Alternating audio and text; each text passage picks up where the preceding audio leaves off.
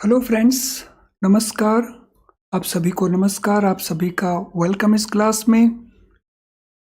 You all are welcome to this class. Please confirm your audio your video is okay. तो confirm करेंगे आपका audio video आपको दोनों ही properly accessible हैं so that we can start. So कर दीजिए confirm quickly. मैं आपका कंफर्मेशन वेट कर रहा हूं, तो immediately we will start. Yes, do it quickly. Audio video are accessible.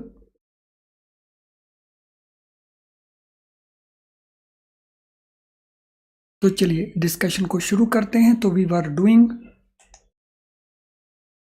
Module A chapter number 1 आपका अकाउंट्स जेआईबी के पेपर में, जिसमें हम डिस्कस कर रहे थे डिफरेंट टाइप ऑफ अकाउंटिंग। तो अकाउंटिंग में अब हम बात करेंगे इन्फ्लेशन अकाउंटिंग क्या होता है। सो स्टीवर्ड अकाउंटिंग किया, कॉस्ट अकाउंटिंग किया, मैनेजमेंट अकाउंटिंग किया, फाइनेंशियल अकाउंटिंग किया। तो अब हम बात कर रहे हैं इन्फ्लेशन अकाउंटिंग क्या रहता है। What is inflation accounting? So inflation accounting is related to adjustment in the value of assets and of profits in the light of changes in the price level. So we make some adjustment. So it is related to adjustment in the value of the asset. Asset की value में। और ये asset current asset भी हो सकता है, fixed asset भी हो सकता है। It could be any asset, current और fixed. and also adjustment of profits in the light of changes in the price level. Price level में वो चेंजेस हैं जो।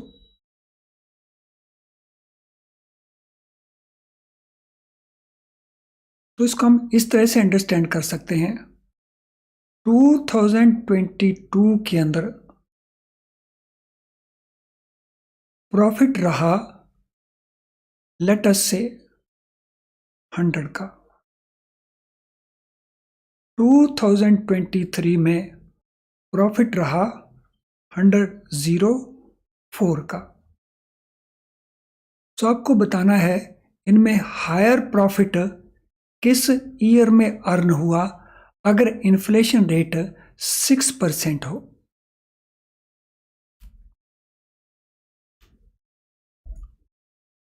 सो हायर प्रॉफिट इन दोनों में से किस ईयर में रहा अगर हम इन्फ्लेशन रेट को 6% अज्यूम करते हैं।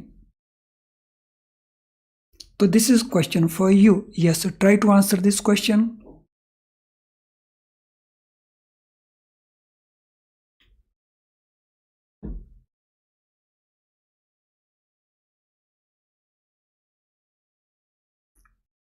सो हायर प्रॉफिट 23 में रहा या हायर प्रॉफिट 22 में रहा।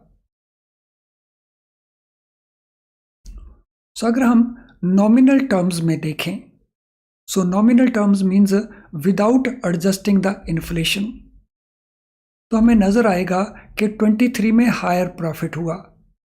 लेकिन अगर हम इन्फ्लेशन का एडजस्टमेंट करें तो फिर 2022 के अंदर हायर प्रॉफिट रहा, क्योंकि अगर यहाँ पे 104 हुआ भी है तो यहाँ पे हमारे पास 6% का इन्फ्लेशन एलिमेंट भी इसके अंदर आ चुका है। तो this mean actually this is 98।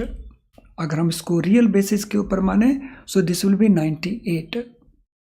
तो इस प्रकार से जब हम एडजस्टमेंट करते हैं प्राइस चेंजेस की, प्राइस लेवल में जो चेंजेस हैं उनकी, तो उसको हम कहते हैं inflation accounting.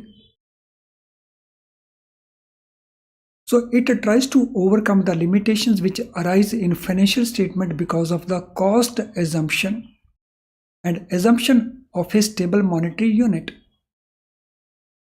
So it tries to take care of the limitation which can arise in the financial statement due to cost assumption and assumption of a stable monetary unit. So cost assumption क्या है?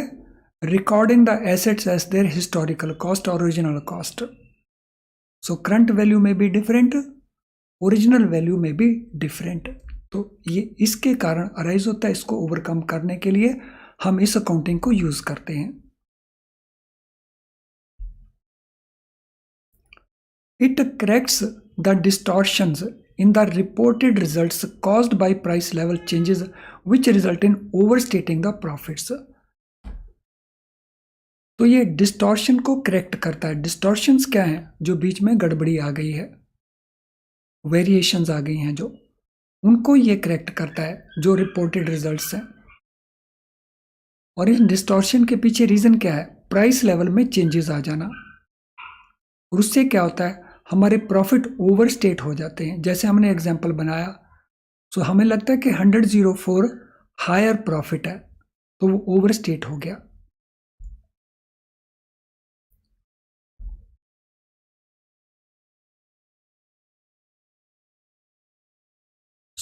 अब हम बात करेंगे, यहाँ तक जो भी हम अकाउंटिंग टाइप्स की बात कर रहे थे वो ट्रेडिशनल अकाउंटिंग टाइप्स थे। अब हम न्यू अकाउंटिंग सिस्टम्स कौन कौन से हैं उसकी बात करेंगे। दो तरह के ऐसे अकाउंटिंग हैं सिस्टम्स जो नई कैटेगरी के हैं। New accounting systems,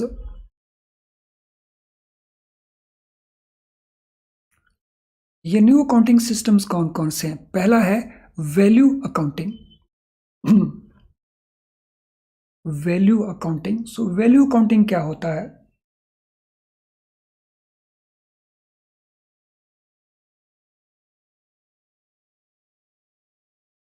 it is used to evaluate and capture individuals contribution. इसको हम यूज करते हैं किस पर्पस के लिए? इंडिविजुअल की कंट्रीब्यूशन को इवेल्युएट करने के लिए और इंडिविजुअल की कंट्रीब्यूशन को कैप्चर करने के लिए, रिकॉर्ड करने के लिए।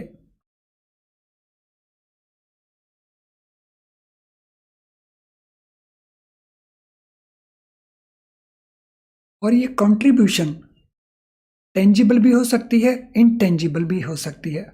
कुछ दिखाई देती है, कुछ दिखाई नहीं देता। जो दिखाई देती है वो टेंजिबल है, जो दिखाई नहीं देती that is intangible.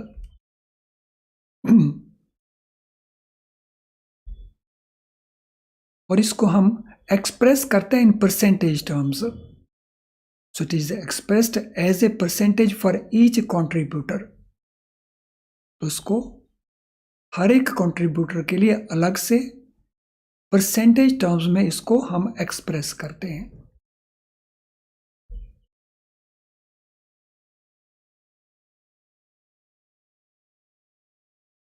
It helps to ensure that every contributor gets his due share in the future revenue generated through the product। तो इसका बेनिफिट क्या है? इसका बेनिफिट है कि जो भी कंट्रीब्यूट कर रहे हैं उनको उनका ड्यू शेयर मिल जाए जो फ्यूचर में रेवेन्यू जनरेट होने वाला है from that product. It helps to ensure that every contributor gets his due share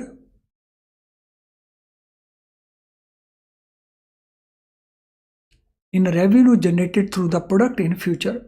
future में जो रेवेन्यू जनरेट किया जाएगा प्रोडक्ट से, उसमें जो उसका ड्यू शेयर है उसको मिलता रहे।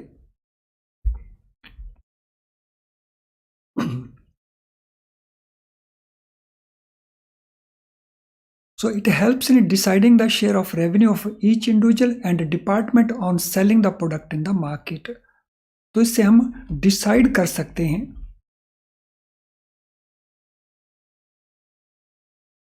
कि जो रेवेन्यू आया उस प्रोडक्ट से इंडिविजुअल्स में या डिपार्टमेंट्स में उसको कैसे शेयर किया जाए। तो it helps us in deciding the share of profit, the share of revenue for each individual and each department।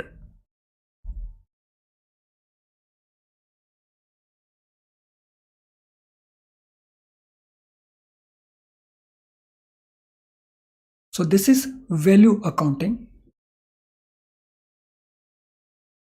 और अब हम बात करेंगे फेयर वैल्यू अकाउंटिंग की। So what is fair value accounting? तो ये भी न्यू अकाउंटिंग सिस्टम्स का पार्ट है, fair value accounting.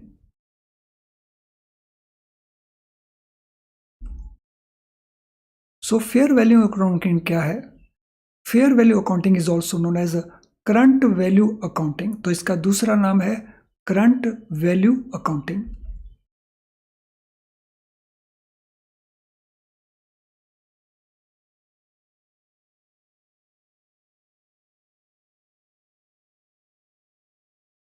Fair value accounting takes into account the current market value of certain assets and liabilities।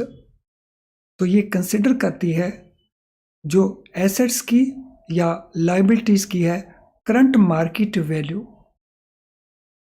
Because current market value can be different from the original cost. For example, अगर हमने कोई bond purchase किया तो उसकी जो purchase price है that may be different, और जो उसकी करंट मार्केट प्राइस है so that may be different. तो जो फेयर वैल्यू अकाउंटिंग है तो it takes into account the current market value of some assets और लाइबिलिटीज। तो इसका फोकस रहता है करंट वैल्यू के ऊपर। तो current value could be more also, current value could be less also compare to the original value.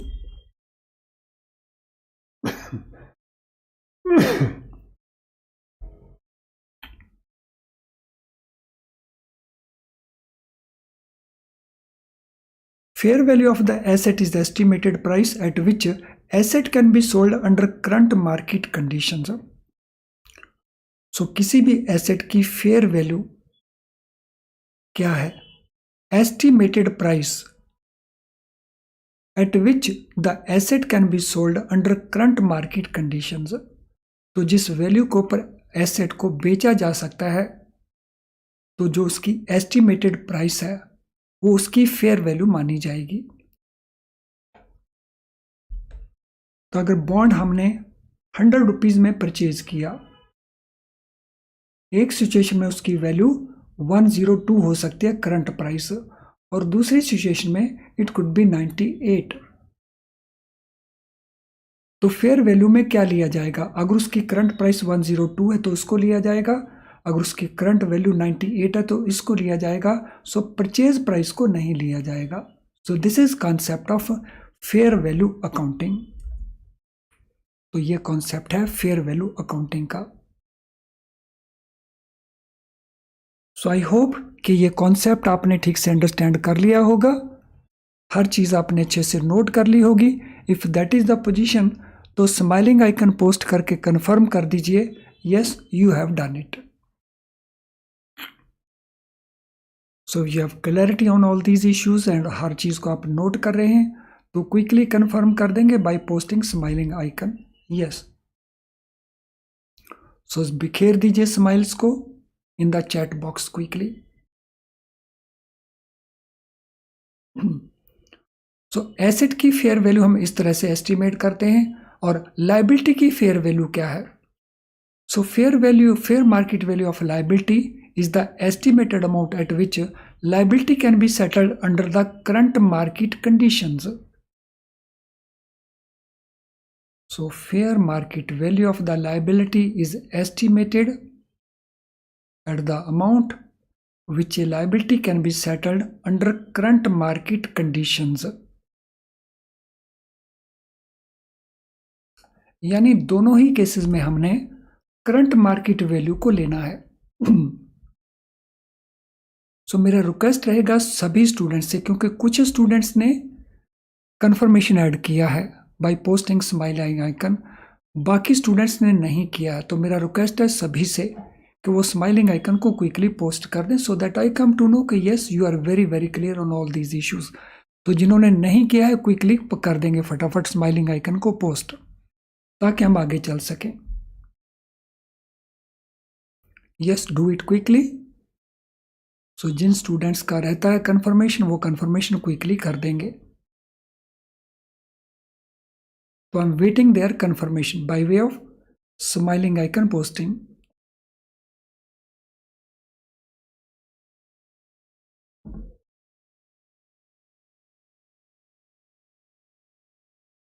So one thing I could not follow, ये बार बार कहने से ही आप उसको क्यों कंप्लाई करते हैं? सो जब तक आपको बार बार नहीं कहा जाता तो कर दीजिए। जिनका कंफर्मेशन रहता है क्विकली कर देंगे, अभी भी बहुत सारे स्टूडेंट्स हैं जिनका कंफर्मेशन बाकी है।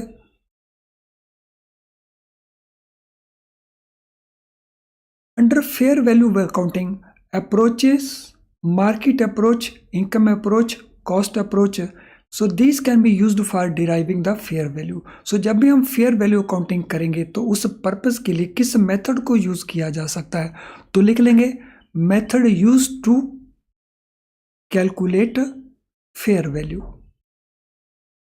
Method used to arrive at fair value. तो कौन कौन से मेथड है? One could be market approach, तो मार्केट में उसकी वैल्यू क्या है। इनकम अप्रोच, उससे इनकम क्या हो रही है। कॉस्ट अप्रोच, उसकी कॉस्ट क्या है। तो ये तीन अप्रोचेस को हम यूज कर सकते हैं टू कैलकुलेट फेयर वैल्यू।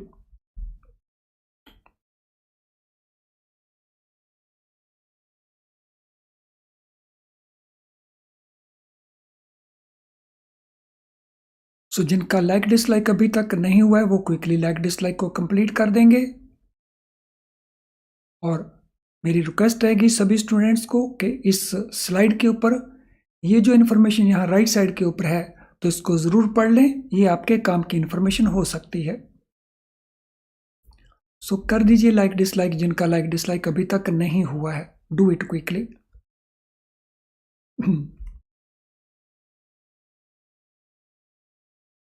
तो अभी कुछ क्वेश्चंस हैं आपके लिए। Now you will be answering some question. What is origin of accounting? Accounting का ओरिजिन कहां से हुआ? तो ये आपके ऑप्शंस हैं। So what is origin of accounting? तो अकाउंटिंग कब से शुरू हुआ? एंशियंट टाइम से, कौटिल्य के अर्थशास्त्र से, 15th सेंचुरी इन इटली और 19th century in Europe. Question number 1, कोई क्वेश्चन नंबर पहले लिखना है फिर आंसर डालना है। So what is answer to question number 1? Question number 1 का आंसर क्या है? सो सभी कोशिश करेंगे आंसर देने की, बिकॉज हम इसको डिस्कस कर चुके हैं in other sessions. So accounting का ओरिजिन कब हुआ? Question number 1, what is the answer? मेरी रिक्वेस्ट रहेगी सभी से सभी आंसर करें। सेकेंडली, क्वेश्चन का नंबर पहले डालें और फिर आंसर करें, otherwise there will be confusion. So question number 1 के लिए आंसर रहेगा एंशिएंट टाइम्स। ये बहुत पुराने जमाने से है, लेकिन उसके बाद अर्थशास्त्र में इसका मेंशन हुआ और फिर इटली के अंदर 15th सेंचुरी के अंदर double entry book keeping system आया और फिर ये यूरोप में पॉपुलर हुआ। Question number 2, what was name of accounting methods used by merchants in Italy during 15th century? Italy में 15th सेंचुरी में जिस अकाउंटिंग मेथड को यूज किया गया मर्चेंट्स के द्वारा, उसका नाम क्या था? Stewardship accounting, financial accounting, double entry book keeping, joint stock companies accounting. तो उसका नाम क्या है? Question number 2।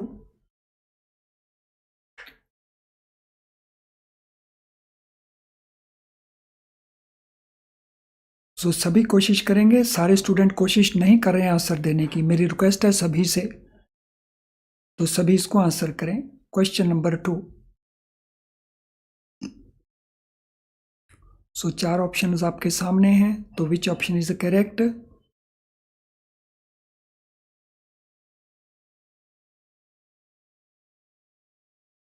तो इटली में मर्चेंट्स ने 15th सेंचुरी में जिस अकाउंटिंग मेथड को यूज किया उसका नाम क्या था?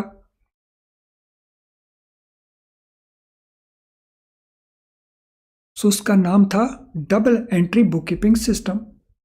तो answer C. Question 3, what was purpose of stewardship accounting in earlier times? So stewardship accounting जो था अर्लियर टाइम्स में उसका पर्पस क्या था? तो ये आपके ऑप्शंस हैं, हर ऑप्शन को ध्यान से पढ़ना है, फिर आंसर देना है। Read every option carefully and then answer it. Question number 3,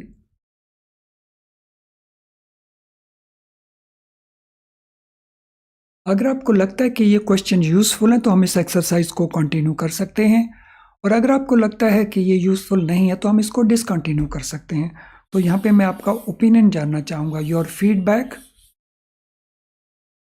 should we discontinue these question answers or we should do it? So question number 3, stewardship accounting का पर्पस क्या था? अर्लियर टाइम्स के अंदर इसको यूज किया गया था।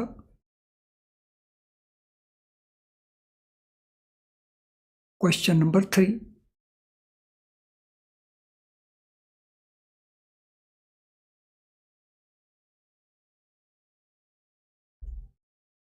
सो इसका पर्पस था to manage property of the wealthy people.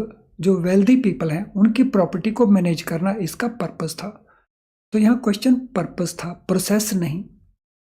To manage property of the wealthy people. No question number 4, what is origin of financial accounting? Financial accounting का ओरिजिन कब से शुरू हुआ, यानी फाइनेंशियल अकाउंटिंग कब से शुरू हुआ? ये आपके ऑप्शंस हैं। Development of large scale business, ancient times, advent of steward accounting, या 15th सेंचुरी में इटली। तो फाइनेंशियल अकाउंटिंग का ओरिजिन इनमें से किससे हुआ? क्वेश्चन नंबर 4,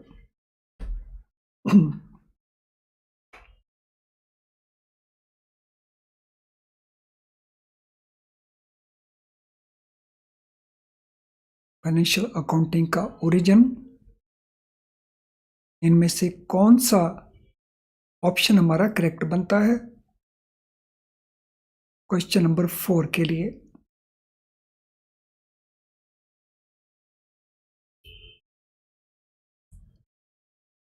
सो फाइनेंशियल अकाउंटिंग कब आया? फाइनेंशियल अकाउंटिंग आया जब लार्ज स्केल के ऊपर बिजनेस डेवलप हुए, यानी कंपनीज जब आई तो उनको बहुत सारे एस्पेक्ट्स थे, बहुत सारे उनके शेयर होल्डर्स थे, तो उसके लिए उनको फाइनेंशियल अकाउंटिंग की जरूरत पड़ी। So it was because of development of large scale business, यानी जब कंपनीज एग्जिस्टेंस में आई। Question number 5, what is most significant social purpose of financial accounting? So financial accounting का जो सोशल पर्पस है मोस्ट सिग्निफिकेंट, वो कौन सा है? तो ये आपके ऑप्शंस हैं। To keep records of transactions and property ownership, to provide reliable and sufficient information for investment decisions, to mobilize savings into investment, to manage property of wealthy people। तो इसका मोस्ट सिग्निफिकेंट सोशल पर्पस क्या था financial accounting का? Question number 5।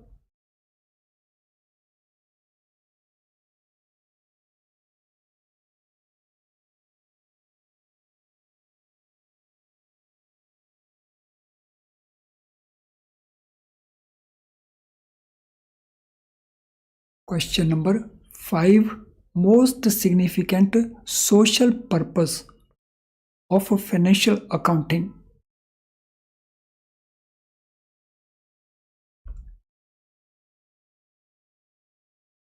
सो इसका answer है to provide reliable and sufficient information for investment decisions. So जो लोग investment करते हैं, जो इन्वेस्टर्स हैं,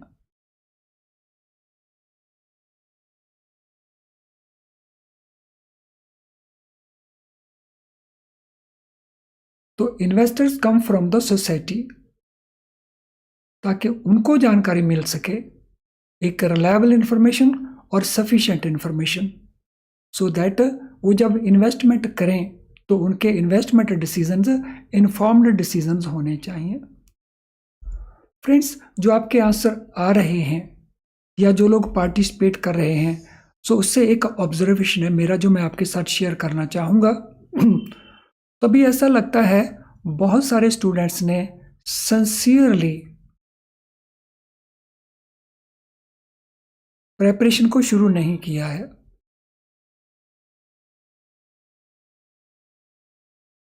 सो ध्यान रखिए, अब हमारे एग्जाम के लिए तो जो टाइम पीरियड अवेलेबल है so that is less than 3 months period. और जो आपका नया सिलेबस है, ये सिलेबस बहुत वाइड सिलेबस है। सो मार्क्स स्कोर करने के लिए आप किसी भी पोर्शन को छोड़ नहीं सकते हैं इस पोर्शन के अंदर। तो अगर आप सिंसियरली अपनी प्रिपरेशन अभी से शुरू नहीं करेंगे तो फिर हमारा जो पास होने का, पासिंग मार्क्स लेने का जो हमारा टारगेट रहेगा, शायद उसको अचीव करने में हमें डिफिकल्टी आएगी। इसीलिए सभी को ये रिक्वेस्ट भी है और एडवाइस भी है कि वो इमीडिएटली प्रेपरेशन को सिंसियर बेसिस के ऊपर शुरू कर लें। सो रेगुलर टाइम स्पेंड करें ताकि आपका एफर्ट वेस्ट ना जाए। चलिए नेक्स्ट क्वेश्चन के ऊपर चलते हैं। What is legal form given to doctrine of stewardship in the operations of a company? So किसी भी कंपनी के अंदर जो स्टीवर्डशिप का डॉक्ट्राइन है उसको लीगल फॉर्म देने के लिए तो कौन सा उसका लीगल फॉर्म है? एनुअल इनकम स्टेटमेंट्स और balance sheet, double entry book keeping, joint stock companies और स्टीवर्डशिप अकाउंटिंग। तो what is the legal form given to this doctrine of stewardship in operation of a company?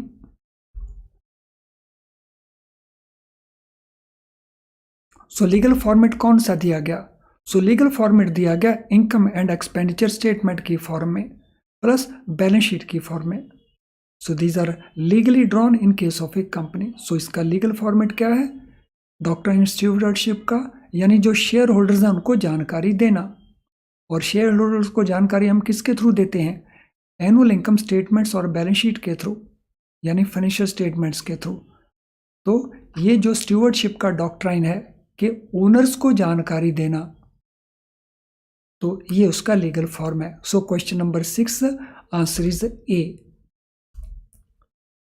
Question 7, when did origin of cost accounting occur?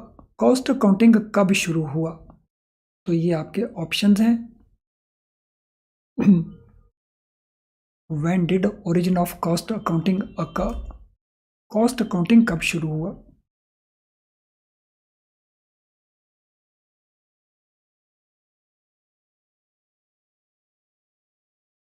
So question number 7, cost accounting कब अकर हुआ?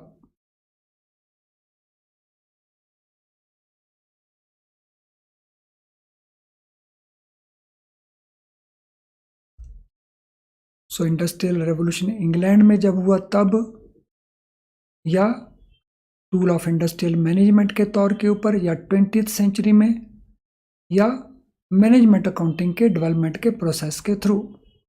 So friends, हमारा यहाँ पे answer है industrial revolution जब England में आया तो तब कॉस्ट अकाउंटिंग शुरू हुआ। Question number 8, what is the main purpose of cost accounting? Cost accounting का मेन पर्पस क्या है? Main purpose to control cost and assess profitability and efficiency, to record and analyse financial transactions, to prepare and present accounting information, to use information for decisions affecting the future. So question number 8, what appears to be the appropriate answer for question number 8? और ये last question है हमारी आज की class का।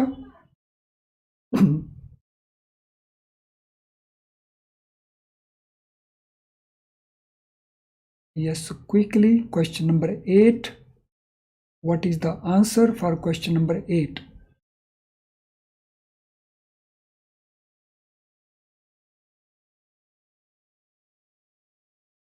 सो cost counting का main purpose क्या है?